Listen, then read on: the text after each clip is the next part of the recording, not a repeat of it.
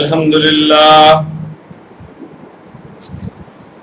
لله نحمده ونستعينه ونستغفره ونؤمن به ونتوكل عليه ونعوذ بالله من شرور أنفسنا ومن سيئات أعمالنا من يهده الله فلا مضل له ومن يضلل فلا هادي له ونشهد أن لا إله إلا الله وحده لا شريك له ونشهد أن سيدنا وسندنا وحبيبنا وحبيب ربنا محمدا عبده ورسوله صلى الله تعالى على حبيبه وعلى آله وصحبه وبارك وسلم تسليما كثيرا كثيرا كثيرا أما بعد فأعوذ بالله من الشيطان الرجيم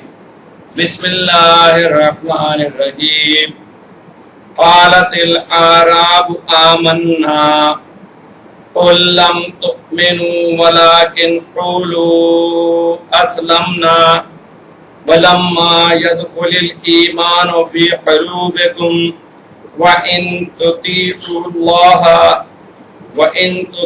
الله ورسولكم لا يلدكم من أعمالكم شيئا إن الله غفور رحيم إنما المؤمنون الذين آمنوا بالله ورسوله ثم لم يرتابوا وجاهدوا بأموالهم وأنفسهم في سبيل الله أولئك هم الصادقون قل أتعلمون الله بدينكم والله يعلم ما في السماوات وما في الأرض والله بكل شيء عليم يمنون عليك أن أسلموا قل لا تمنوا علي إسلامكم بل الله يمن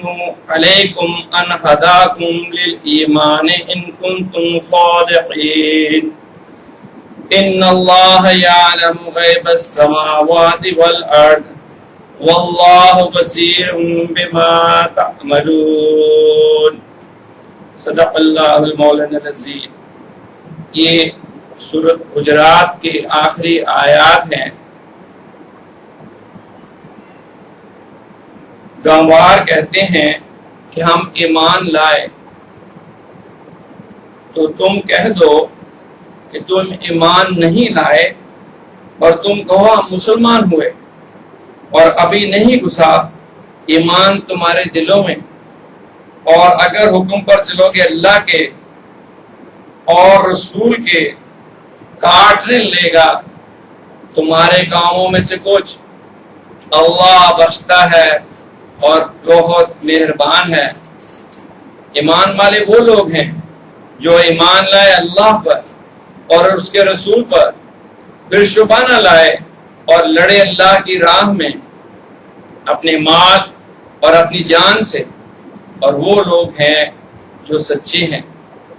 تو کہہ دے کہ کیا تم جتلاتے ہو اللہ کو اپنی دینداری سے، اور اللہ کو خبر ہے جو کچھ آسمانوں میں اور جو کچھ زمین میں ہے، اور اللہ ہر چیز کو جانتا ہے۔ تو تجھ پر احسان رکھتے ہیں کہ مسلمان ہوئے، تو کہہ مجھ پر احسان نہ رکھو اپنے اسلام کا، بلکہ تم پر اللہ احسان رکھتا ہے کہ اس نے تم کو راہ دی ایمان کی، اگر تم سچ کہو۔ اللہ جانتا ہے چھپے بید آسمانوں کے اور زمین کے، اور اللہ دیکھتا ہے جو کچھ تم کرتے ہو۔ یہ ایک قبیلہ تھا، اس کے کچھ لوگ آئے اور اس قبیلے کا نام تھا بنی اسد، اور مدینہ طیبہ میں آئے اور انہوں نے کلمہ پڑھ لیا ہوا تھا اس لالچ میں کہ مسلمانوں کی حکومت مستحکم ہو رہی ہے اور صدقہ اور خیرات یہ ہمیں دیں گے، اور انہوں نے کافی بدتمیزی کی صورت پیدا کی اور مدینہ طیبہ میں کافی گند پھیلایا، اور بازاروں میں اور سڑکوں کے اوپر انہوں نے گند پھیلا دیا اور دوسرا صدقہ مانگا بڑے زور سے کہ ہمیں بھی تو ہمارا حق ہے، اور حضور صلی اللہ علیہ وسلم سے تھوڑی سی بدتمیزی کا بھی پہلو نکالا کہ یہ کہا کہ ہم تو ایمان لے آئے تھے اور ہم نے بڑی محنت کی ہے، اور اس قسم کی باتیں کی، احسان جتلایا کہ باقی لوگ تو جنگ و جدل کے بعد اسلام لائے، ہم تو آپ کے کہنے پہ اسلام لے آئے، اس لیے ہماری مدد کریں۔ اللہ تبارک و تعالیٰ اس پہ بڑی ناگواری ہوئی کہ تم کیا احسان چڑھا رہے ہو مسلمان ہو کر؟ اللہ کا احسان ہے دراصل کہ اس نے تمہیں ہدایت دی اور اسلام کی نعمت سے سرفراز فرمایا۔ لیکن اس سے ایک بات سمجھ میں آتی ہے کہ اسلام اور ایمان اور یقین یہ دو مختلف چیزیں ہیں، یہ دو مختلف چیزیں ہیں۔ اسلام یہ ہے کہ تسلیم کر لینا، اور ایمان کیا ہے کہ اس تسلیم کو دل میں اتار لینا، اور دل میں اتارنے کے بعد اعمال سے اس کا اظہار بھی ہونا، اور بڑے سے بڑی قربانی کے لیے اس کے بعد تیار ہو جانا۔ جیسے کہ اللہ تبارک و تعالیٰ نے اس کی تشریح کی کہ عرب کہتے ہیں، دیہاتی لوگ، جنگلی لوگ، بیوقوف، کم عقل، کم پڑھے لکھے لوگ، کہ ہم ایمان لے آئے، لیکن آپ کہہ دیجئے کہ تم ایمان نہیں لائے۔ اگر ایمان والے ہوتے تو نبی علیہ الصلوۃ والسلام پر اعتراض نہ کرنے والے ہوتے، اور ایمان والے ہوتے تو احسان چڑھانے والے نہ ہوتے۔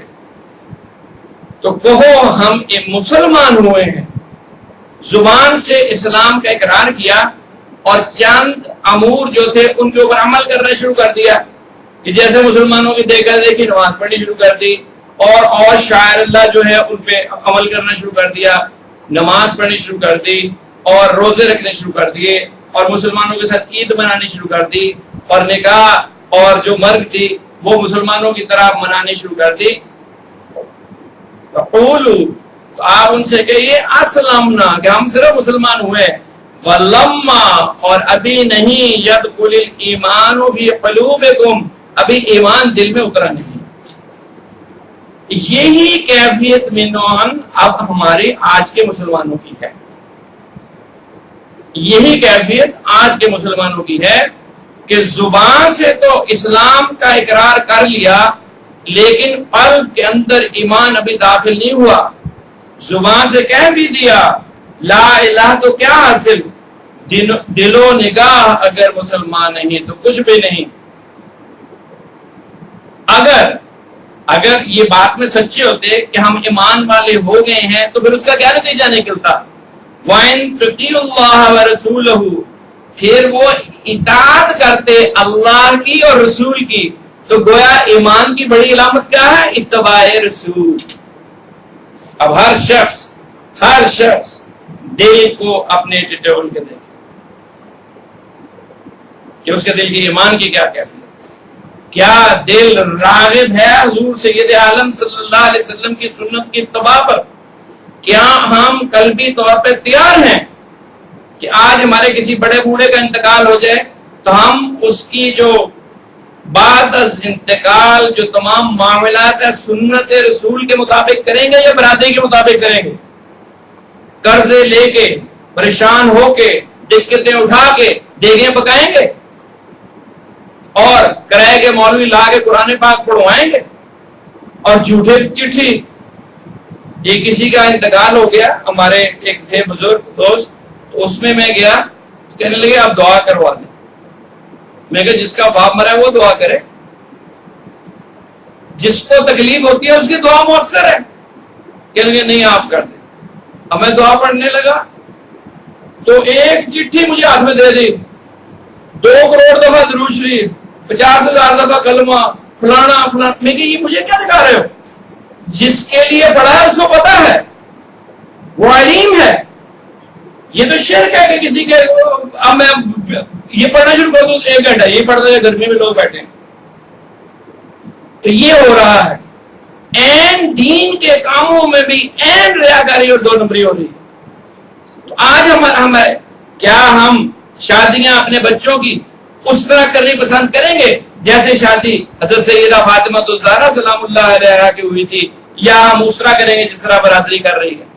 تو ایمان کی تصدیق ہوگی اطاعت رسول صلی اللہ علیہ وسلم سے، اور پھر یہ نہیں کہ صرف عبادات میں، مثلا حضور صلی اللہ علیہ وسلم نے نماز پڑھی ہے قبلہ رو ہو کر.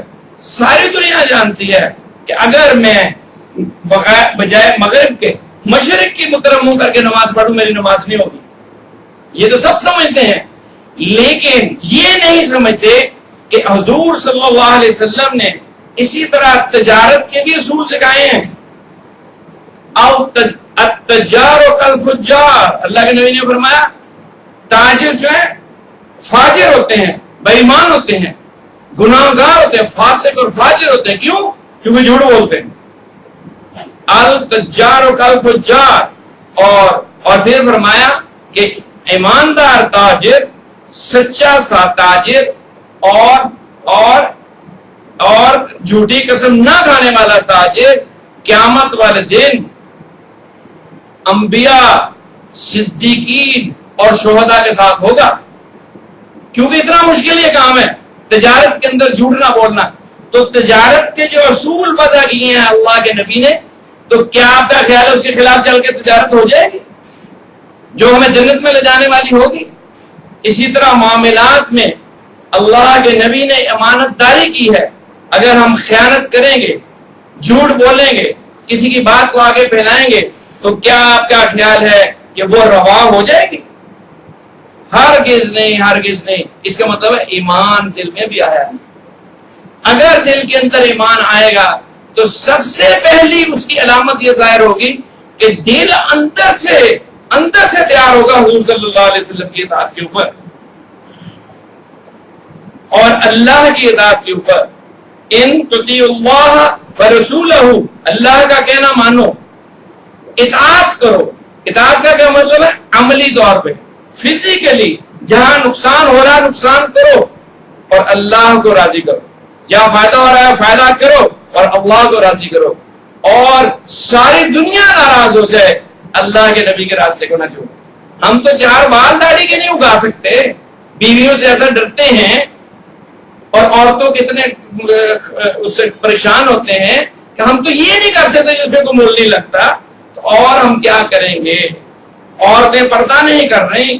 قرآن مجید میں واضح طور پہ، اعلانیہ طور پہ کہا گیا ہے کہ اے نبی اپنی بیویوں سے کہہ دو جب گھروں سے باہر نکلیں تو اوڑھنیوں کو اوڑھ کے نکلیں اور ایسی چال نہ چلیں جس طرح وہ زمانہ جاہلیت میں چلتی تھی، اور ایسا زیور پہن کے نہ نکلیں جس سے آواز پیدا ہوتی ہے. تو آج عورتیں اعلانیہ طور پر پردے کو چیلنج کر رہی ہیں. کہاں ہے جی پردہ آیا؟ تو یہ علامت ہے کہ دل میں ابھی ایمان نہیں داخل. اور اگر تم اللہ اور اللہ کے رسول کی اطاعت کرو گے تو تمہارے اعمال میں کوئی کمی نہیں ہوگی. ان اللہ غفور الرحیم، جو پیچھے ہوا سو ہوا، اللہ پاک ساری باتوں کو معاف کر دے. پھر مزید اس کی وضاحت کی، انما المؤمنون، ایمان والے وہ لوگ ہیں، الذین آمنوا باللہ ورسولہ، جو ایمان لائے اللہ پر اور اس کے رسول صلی اللہ علیہ وسلم پر. دیکھیں اکیلا اللہ نہیں کہیں بھی آتا، ساتھ رسول ہی بھی آتا ہے. اس لیے اتباع شریعت اور حضور صلی اللہ علیہ وسلم کے ایک ادا پر جان قربان کر دینا، یہ بہت اہم بات ہے. اطیعوا اللہ ورسولہ اور لم یرتابوا، اور اس کے بعد شک و شبہ میں نہیں پڑتے